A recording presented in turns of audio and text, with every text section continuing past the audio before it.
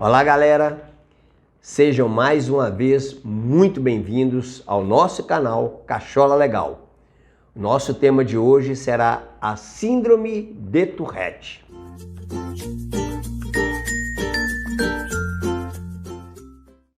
Síndrome de Gillet de la Tourette ou Síndrome de Tourette. O que é a Síndrome de Tourette ou de Tourette?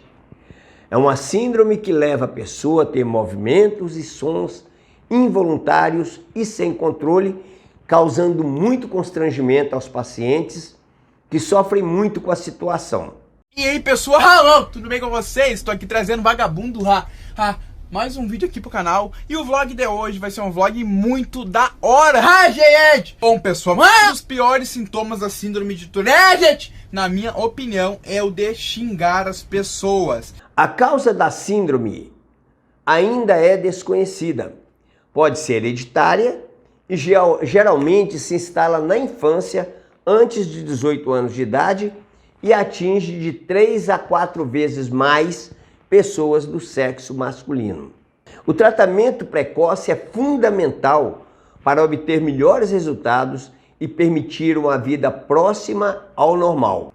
O médico francês Jean Itard diagnosticou esta síndrome em 1825 pela primeira vez, quando foi procurado por uma marquesa de Dampierre que emitia sons como se fossem latidos e falava palavras obscenas em público, trazendo um grande constrangimento a ela, família e as pessoas em volta.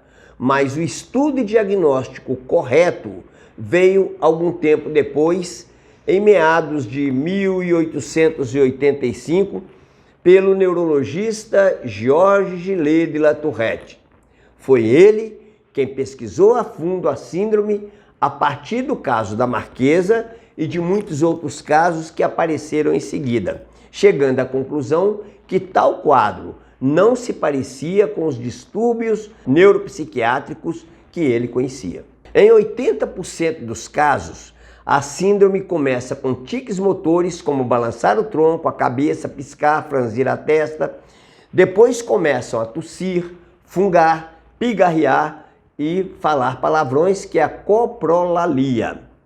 A ansiedade para não falar, por exemplo, estes palavrões é tanta que algumas vítimas da síndrome chegam a quebrar seus dentes, tentando travar a fala, um sofrimento sem fim.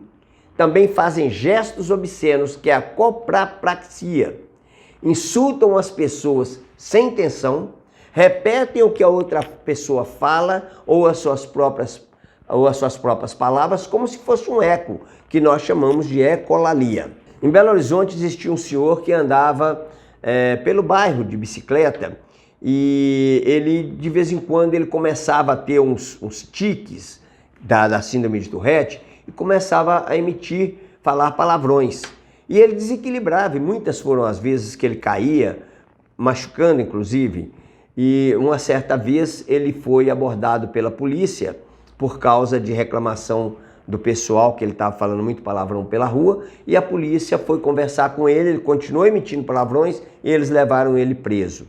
Aí a família teve que ir, levar lá dos médicos, e acharam muito estranho na época, porque não era tão conhecida como hoje, no século XXI, e liberaram ele teve que começar inclusive a sair com laudos médicos junto aos seus documentos para ele provar que ele tinha uma patologia que era a síndrome de Tourette. Um alerta: a pessoa já desde o início deve procurar prontamente um neurologista e um psiquiatra.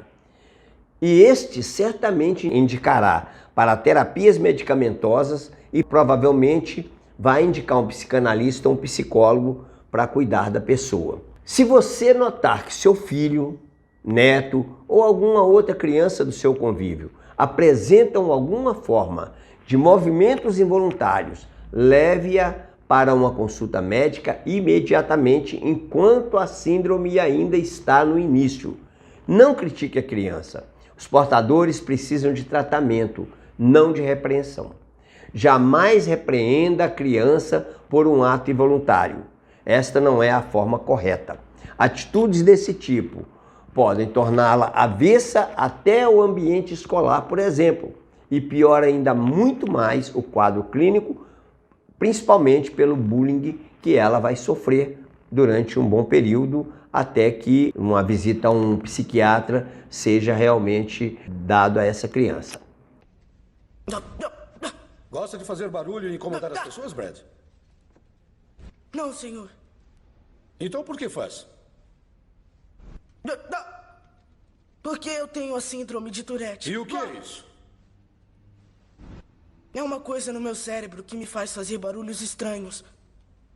Quem sofre da síndrome de Tourette sofre de um estresse enorme, que só piora o quadro. Medicamentos antipsicóticos têm se mostrado úteis na redução da intensidade dos tiques, quando tal quadro significa prejuízo para a autoestima e a aceitação social. Alguns tiques podem ser tratados até mesmo com aplicações locais da toxina botulínica, que é o Botox. Alguns autores defendem que, excepcionalmente, pode ser indicado o tratamento cirúrgico com estimulação cerebral profunda, aplicadas em certas áreas do cérebro. Nos casos mais radicais, como por exemplo, vocês viram aí nos vídeos. Atividades como meditação, yoga e até mesmo a hipnose ericksoniana podem ser úteis para aliviar o estresse. Esportes, de maneira geral, podem ajudar e muito. Relaxamento é importantíssimo para quem sofre também da síndrome. Cuide-se. Para tudo tem um jeito. Tenha uma melhor qualidade de vida. Nós, os profissionais da saúde mental, existimos para cuidar de você. Um grande abraço e até breve.